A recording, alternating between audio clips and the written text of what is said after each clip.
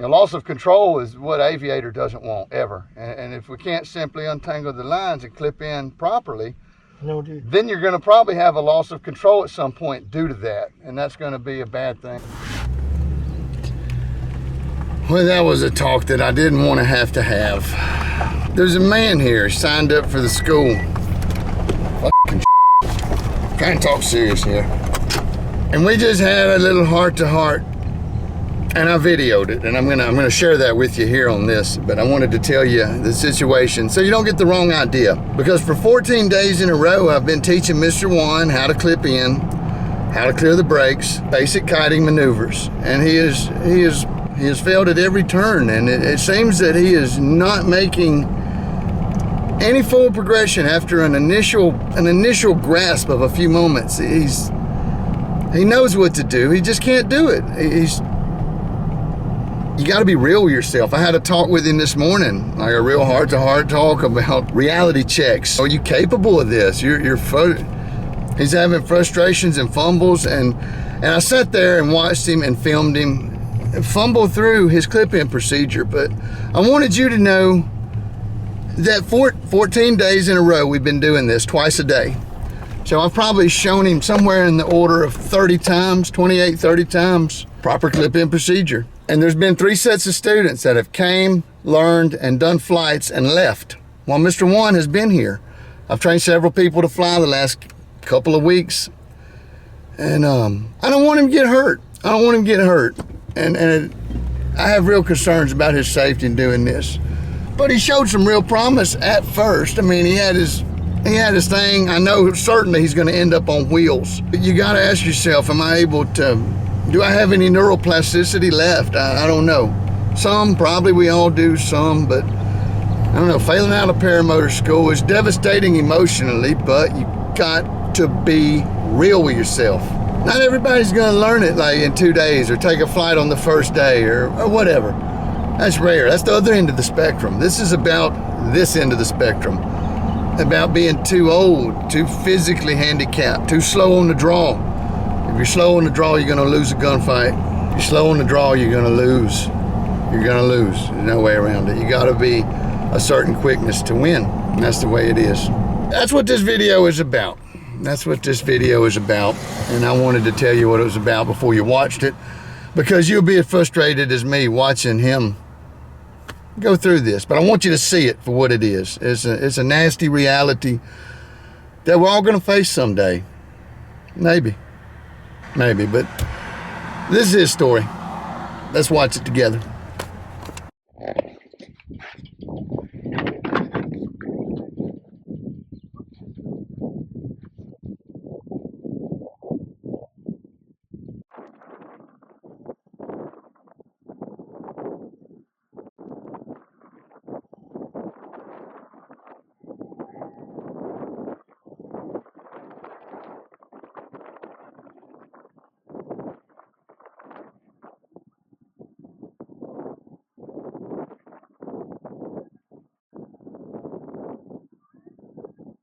All right, that's the most important, that's the most frustrating thing to me, is the lines are twisted from Jump Street.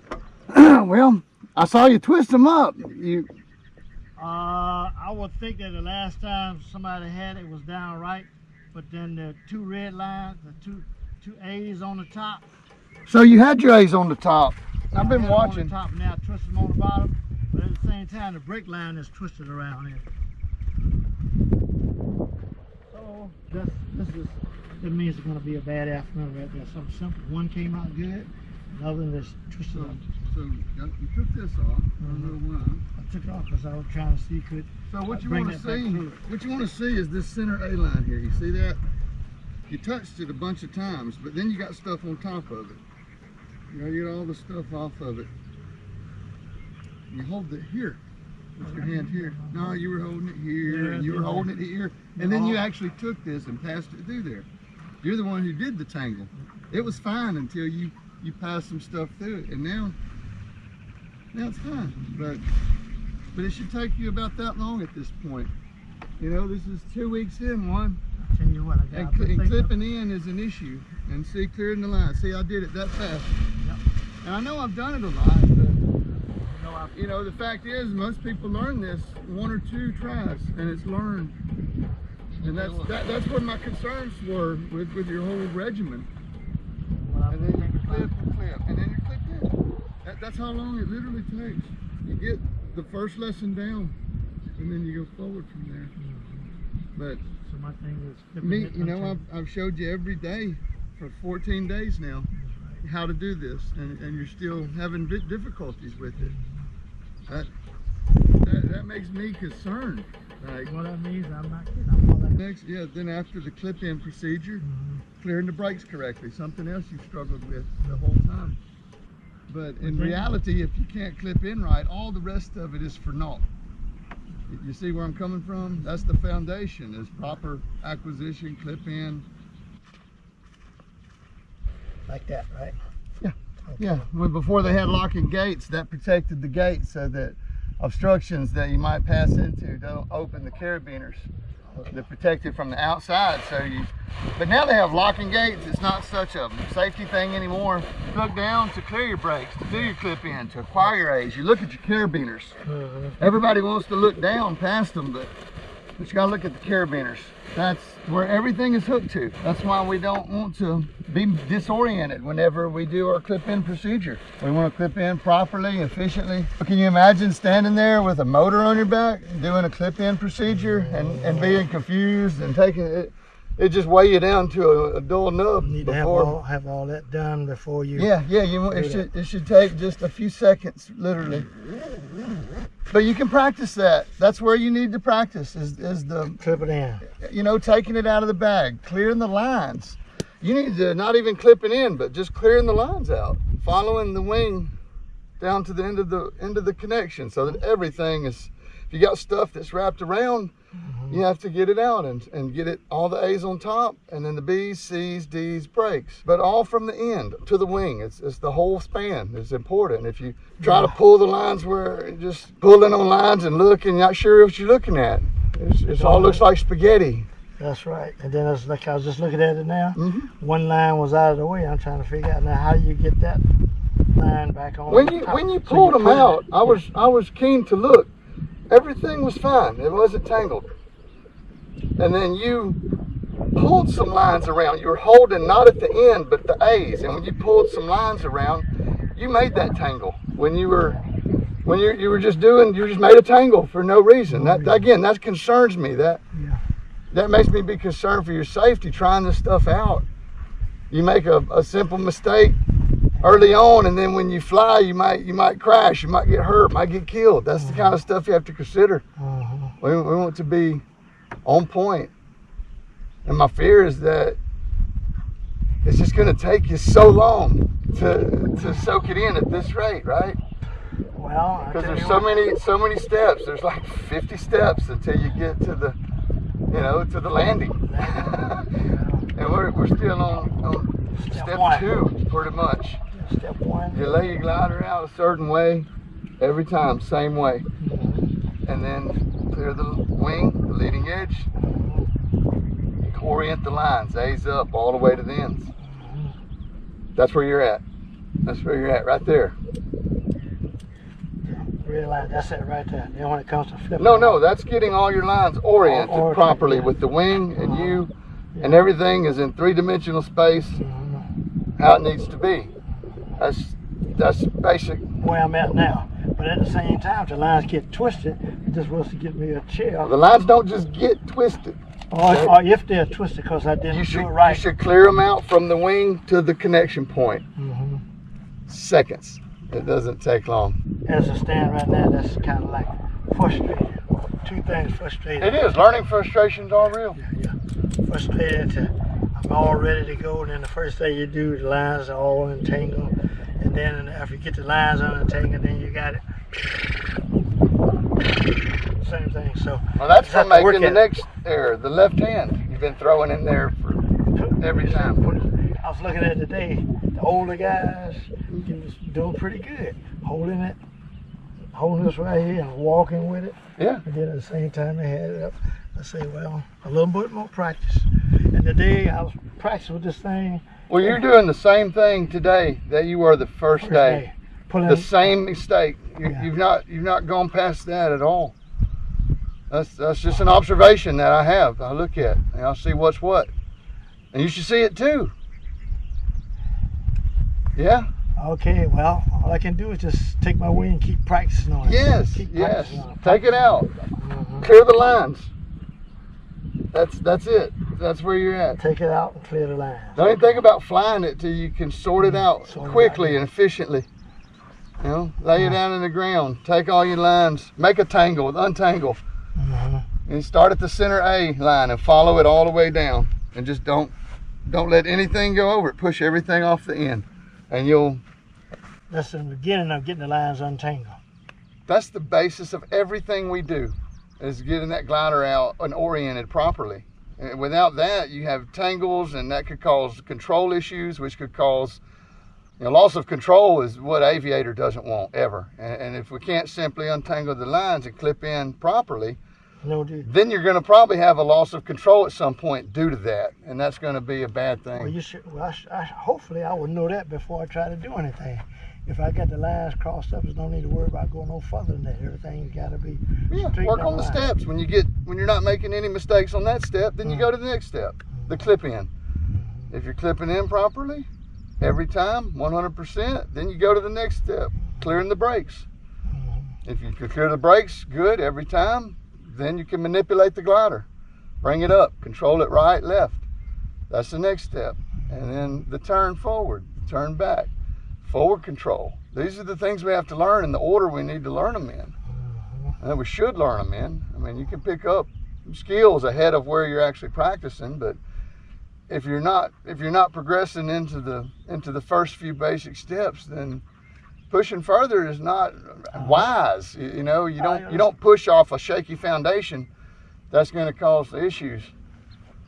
If the foundation's not right, how you expect the building to weather the storm? If you didn't dig the foundation deep enough. It's Juan's life. Juan can do what he wants to, but as somebody who teaches people to do this, that's what you need to do. You need to focus on those fundamentals, practice those, and then build on it from there. Yeah.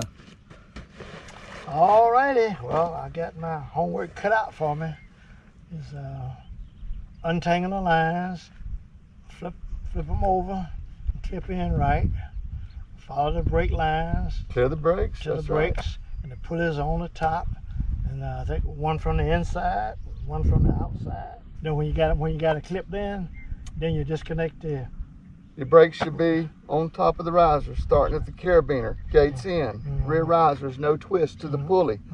Pulley line clear to the hand, all in line, and then the same thing on the right. Right hand side, yeah. You clear it out. It's the same steps, same choreography.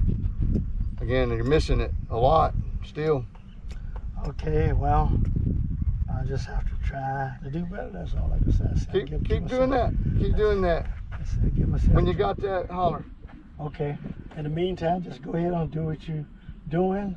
I'll be out here. I'll try it, and I'm on the ground. I'm not going nowhere in the air. Do whatever you need to do, man. I'll just keep on trying and see if I can get the core, get the lines and untangle and all that. That's basic. That's goals. Yeah. That's your basic goals. Those are 2 things. Basic fundamentals. That's where you're at with it. Yeah. I was looking at the schedule, like in the morning, like from 6 to 9. And then in the afternoon from 6 to 8:30 to 9. And the rest of the day is free day. See. That's about when we're able to work in the field. Again, when we've had all the class work, there's downtime. That's maybe conditions are good a little longer, but the way it's been, the sun starts blasting. This is summer. The thermals kick up. 9 a.m. Start seeing birds turning, climbing. That's some bigger winds, and then they settle this time of the day. The winds aloft are a little strong tonight, but look, there's thunderstorms on the horizon there. I see those thunderheads pushing up. I got no way to check the radar because I lost my phone in the creek, so it would be dangerous to fly right now because there may be a gust front blasting off of that thing. I'm just not sure. Without accessing the data, it would be a risk. You'd have to keep an eye out. There's a way to do it. You can fly near gust fronts if you can see them and avoid them and get out of the way and tuck and cover in time. But it takes a keen eye to know what you're seeing coming at you like that, weather-wise. And that comes from experience. Correct. I've seen them on numerous occasions. It's like a You can see the trees blasting, like the way the wind's hitting the trees in the distance. You can see them out there if they're danger close. Mm-hmm. And then but that even then they're coming at you 35 miles an hour. If you can see them a couple miles down the road there, you've got a couple of minutes to get down, unclip, ball your wing up, and hide. I mean, you can't rush any steps, but you can do that, and it's cutting the margins real close. But I've always done it with safe margins. That's, most time 5-10 minutes before it actually gets to me. So you see the rain cloud coming, you land. Now you see the wind. You see the wind coming across the ground from it. When that rain drops, it hits the ground, splashes, and air goes out. The rain sits right where it falls, but the air pushes out, and that causes a outflow boundary. It lifts up all that water, and then it comes down, it brings the air with it. And when the water hits the air, like dumping a bucket of water, splashes on your feet, the air comes away from that cloud like that. And it could blow 50 miles across the ground. 100 miles. I've had them hit me from 100 miles away twice. And these are all the weather phenomenon that are important. Again, if we're missing that stuff, then it's all important, Juan. It really is. None of the fundamental foundational skills are to be lacking if you want to do it right. You need to do it right because your life is at stake. Yeah. That's the key to it right there. It is. It is. Your physical health is at stake. Your mental health. It all is important. Juan, I'll be back around. If you're going to be hanging out, we're going to be seeing each other. Okay. All right. It's okay, Juan. We're all pretty enough. Just like we are? Yes. Okay. Good. We're having a good day here. It's beginning to get a little windy, so our session for the morning is ending, and today's date is the 14th. I quit looking at the calendar months ago. I don't know. What month is this? Today is the 13th. I've been 77 years old 1 month today. Your birthday was yesterday? No, last month. Oh, last month. May 13th, from May 13th to June 13th. So that was just before you got here? Yeah, right. Okay. That's a birthday gift to myself to get this out of my system. So now I've tried it and I got a good idea what it's all about. So what have we learned, Juan? What have we learned? We learned that sometimes as you get a little older, it takes a little longer. And the more I think about this paramotoring, it's like the idea, the wind switches the wing and things happen so fast, I'm a little on the slow side. And so in other words, by the time I try to figure out what to do, it's already done. 77, a little slow on the draw. A little slow on the draw. That's all it is. So that's all it is. And for safety, we can't be slow on the draw when we're talking about aviation. We got to react appropriately and timely for safety.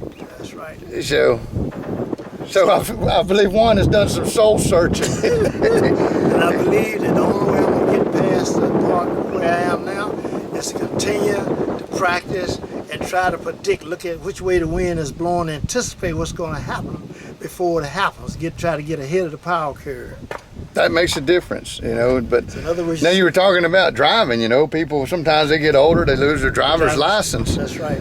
But like driving something you learned many years ago. Those pathways are established in your mind. Picking up something as nuanced as paragliding, you're trying to build those new roads to go in your mind. I'm talking about neural pathways. As you get old, your brain becomes less plastic. It doesn't learn things and develop those new pathways as quickly. So there comes a point where do you have enough time to learn the things you need to do the things safely is the kind of the math that we're looking at and the equation that we have to talk about. So Juan's right there at it. He's driving the boat right now as we're learning all this together. So, I've taught people to fly in their 70s.